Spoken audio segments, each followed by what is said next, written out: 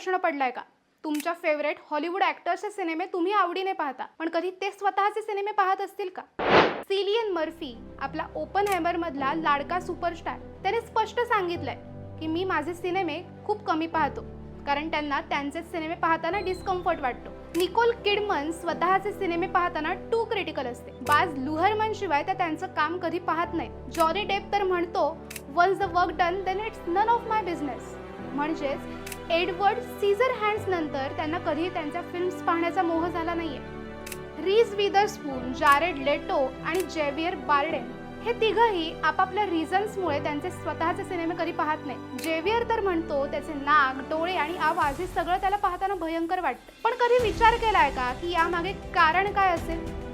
कारण एकच, परफेक्शनची भीती आणि कलेचा केलेला आदर. तुम्ही जर त्यांच्या जागी असतात तर काय केलं असतं? सांगा आम्हाला कमेंट्समध्ये. ही रील आवडली असेल तर लाईक करा, शेअर करा आणि आपल्या चंद्रकोर फिल्म्सच्या इन्स्टा पेजला फॉलो करायला विसरू नका. आणि हो, आपल्या यूट्यूब चॅनलला सुद्धा भेट द्या.